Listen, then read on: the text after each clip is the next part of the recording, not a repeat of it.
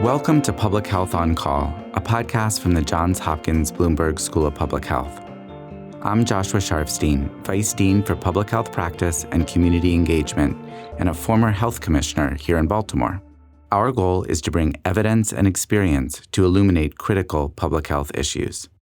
If you have questions or ideas for us, please send an email to publichealthquestion@jhu.edu. That's publichealthquestion@jhu.edu for future podcast episodes. Hi, I'm Lindsay Smith Rogers, producer of Public Health on Call. Death may seem like the antithesis to public health, but as Dr. Sandra Galeo, Boston University School of Public Health Dean once said, the data is clear. 100% of us will die. In a two-part series, Death and Public Health, we'll be exploring the end of life as a public health issue. Today, in part two, I talk with Samuel Klein Perry, a licensed mortician, professor of mortuary science, and a death care educator at Southern Illinois University Carbondale, about the environmental impacts of green services and options for greener burials. We discuss the green funeral industry, changing legislation around practices, and why social justice is key to the larger conversation of green death care. Let's listen. Samuel Klein Perry, thank you so much for joining us today on Public Health on Call. You are an expert in green funeral services. So tell us a little bit about that. Yeah, thank you for having me, Lindsay. I have been studying green funeral services since about 2010 when I got into mortuary school, because I'm now a licensed mortician. I found that there wasn't really anything I wanted for myself being taught to me. I've always been a big outdoorsman. I've loved being outside. And I thought, being embalmed, put into a metal casket, put into a vault, into a cemetery to stay forever just didn't match the way that I lived my life. So I found green funeral services through the Green Burial Council in 2010 and started volunteering with them and realized there was a huge lack of education for morticians, funeral directors. And so I have been digging on this ever since and have helped implement it at funeral homes in different ways. And now I get to teach the first in-person class on green funeral services in the United States to funeral directors so that we can create more of an infrastructure for green funeral services in our modern world. Green funeral services really isn't anything new, but calling it green, calling it natural is sort of the modern way of bringing back this traditional view of death. Our ancestors, they buried their own dead, they cared for their own dead in the home. They typically would bury them in the backyard and were very familiar with how to handle death out of necessity because they had to. There weren't funeral directors at the time. And so this is really a call back to what we used to do with our dead. As far as how the conventional funeral service, so conventional being embalmed, then put in a metal casket, put in a vault, and then put into a conventional cemetery. As far as how that impacts the environment, it's pretty grand, actually. We put so much metal into the ground via caskets, and a lot of those are precious metals. We also put a lot of precious woods and other materials that are tropical woods. As we know, the Amazon forest is really struggling, and we're taking that and just putting it into the ground through these burial customs. Also, just the creation of concrete is really detrimental to the environment, and often in conventional burial, a concrete burial vault is created and then just put into the ground, never to be used again. And then, of course, embalming too. I think we use a lot of different harmful chemicals for embalming. There is not a lot of research on how it impacts the environment exactly, but that formaldehyde, that chemical, is so harmful for the workers who are doing that really specialized service. So, and in that environmental sense, it's harmful for worker health. So by moving away from all of these things, we can help to improve environmental health. And we can do that through green funeral services. What about cremation? Yeah, so cremation too. we're starting to move away as a culture. We are definitely moving away from conventional services, that of embalming in a casket burial. And a majority of people are starting to choose cremation because it's more affordable, it's more accessible. But there are lots of resources being used for that, especially gas, electricity. The body has to be cremated at a heat of 1600 degrees for about 3 hours for that cremation to be complete. That's a lot of gas just being used for that purpose. Not only that, but when we cremate those bodies, there's a lot of particulate that goes into the air, carbon and amalgams that are detrimental to the ozone layer as well. When we could really just simply go back to, no embalming and putting the body directly back into the ground like our ancestors did. So let's talk about that. Let's say I'm a consumer that's interested in environmentally friendly options for myself at the end of my life. What do those options look like? Yeah, so it's not illegal anywhere, but the infrastructure isn't really necessarily there in everywhere you are. So it really depends on where you live, where you want to be buried. It can boil down to state laws there, and exactly how you can do that. Also, some complications of this is that, especially for older, we might already have a cemetery that we've purchased, a cemetery plot we've already purchased. So, based on those rules at the cemetery, we might be forced to be a little less green. The funeral industry talks about shades of green, and it's a bit controversial in the environmental burial movement, because it sort of reduces the standards of the Green Burial Council. Because, it's kind of a way to maybe market in deceiving ways, but also we're in this transition too, where some people are unfamiliar with this, and there are rules created on those conventional practices. So, for instance, I have a personal prearrangement for a family member that I did recently, and she really, really wants green burial. She does not want cremation. And her husband is buried at a conventional cemetery. Well, it's not illegal to bury naturally there, but they do have rules that say that we have to have a burial vault. So for her, we're not going to embalm her body. We're going to dress and cosmetize her, prepare her body all naturally together as a family, actually.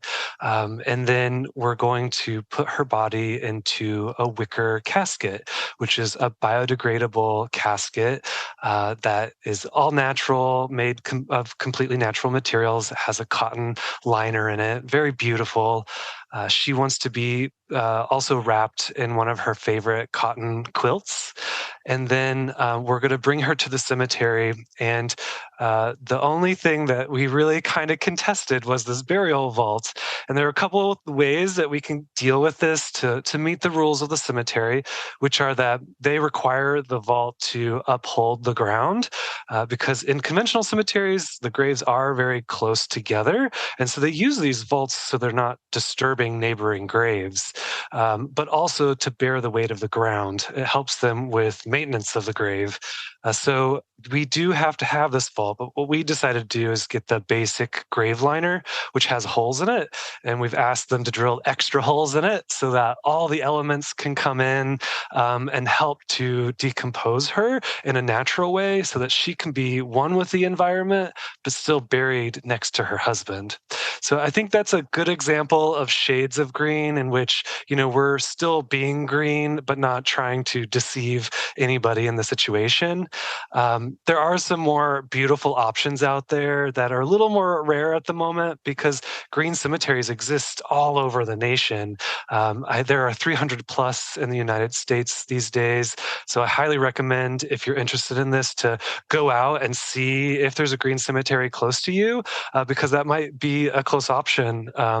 There are natural cemeteries, there are hybrid cemeteries, there are conservation cemeteries, all of which are supportive of this idea. But even if the cemetery isn't supportive, you can still practice green funeral services. Let's talk a little bit about. I know California was the most recent state to pass legislation allowing human composting. Can you Yeah. talk to us about human composting? Yeah, so human composting, or the more legal term, natural organic reduction, is a very interesting solution to the urban problem of having natural burial. Because in urban areas, you don't have a lot of space for burial, so you can't really create a whole new cemetery surrounding the idea of natural burial. So people like Katrina Spade with Recompose has come up with this idea based on uh, an idea that existed with farmers even already about composting the body into soil so that we can then use that soil in our garden or for conservation purposes. So natural organic reduction is a safe space saving way to do natural burial that is new. It's only legal in a handful of states. So it's Washington, Colorado, Oregon, Vermont, and California. And there's a couple other states that are interested in already working on lobbying to change this in their state. It is a bit of a process because it's a whole new form of disposition. Because whereas green burial it's just burial, we've practiced that form of disposition. There is some infrastructure for that, so there are laws in place that help protect that. Natural organic reduction or human composting is completely new, so the whole process of it needs to be sort of organized and embedded in the legal system. So they've had to create bills, lobby for that, and get that put on the healthcare system. Because as a funeral director, I have to go in and select the form of disposition so that we can keep track of how people are cared for. And as a public health concern, we don't want bodies just everywhere, for in different ways. We want to do it in a respectful manner that we can keep track of. And so that is sort of the process of human composting. As far as the process itself, it looks a lot like your back home composting, where you would, have your green materials, your brown materials, and in the perfect mix with the body. Recompose, which is Katrina Spade's version of natural organic reduction. She talks about being able to do that to reduce the body down in a month or 2 months time, which just amazes me because that's just super fast. But it's that combination of heat and aeration that occurs from turning the body a couple times throughout the process that helps speed up the breakdown of the body. So super fascinating. I saw on your Instagram, and by the way, your Instagram is very, very knowledgeable. It's funeral_farm.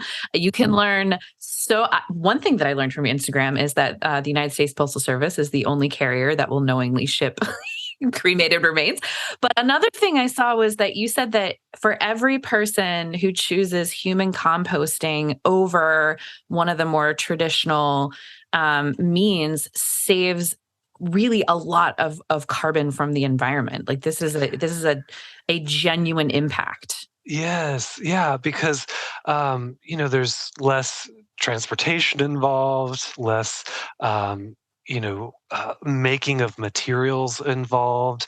So all the way from the manufacturing stages to the service stages to the burial stages of this complete service, especially when you go to places like Recompose or Terramation, where they integrate the services into the place that they're actually doing the natural organic reduction. It can be a really grand environmental impact. So especially as compared to the conventional practices. I want to ask you one more question. A lot of what you talk about is you bring a social justice lens to your death care work. Can you talk a little bit about how that fits in with the context of green funeral services? Yeah, definitely. So as we are learning as a community, racism has been in the foundation of our culture for a long time, and we're starting to reckon with that finally. And that's true for the development of the natural or native environmental movement, because the father of environmentalism in the U.S., John Muir, he's given so much credit for being that man, but he is given that credit because he created Yosemite, but he did that in really harmful ways. He did that by ridding a complete population of Native Americans and then preserving this land, of which they were already, living in this symbiotic way with and helping to preserve. So we need to be careful about how what we're doing impacts the people in the environment, on the land that we're doing it, but also cultures that are already practicing it. So by talking about it as natural burial, as green burial, can be harmful as well, because like I said, many cultures have been practicing this for all time. The Muslim faith, the Jewish faith, their practices are very much green. This is just burial to them. And by calling it green burial, by calling it natural burial, we're sort of leaving them out of the conversation, which can be harmful. So I'm really happy that you brought that up, because this isn't new by any means. And there's so many people who are already doing this who can look to for advice and ideas and support, and just admiration for having practiced this all this time already. And the other thing too is that with green and green funerals, I think sometimes some people relate that to maybe the disrespect of the body, because I think, no embalming, no care for the body, but that's not true. We still very much are trying to care for the body in very respectful ways. We're not just throwing the body in the backyard like my dad wants to say sometimes. Some people do want to keep it simple, but that's not what we mean by keep it simple. We want to do that respectfully. And if that means for someone who has maybe unfortunately died through trauma, addressing that trauma in a way that's going to help us be okay with the unfortunate way that death occurred, because there's a lot of value in the restoration of that body, that can still be possible even in natural burial. So I want to make that clear for everyone, and that this should be a conversation that's inclusive.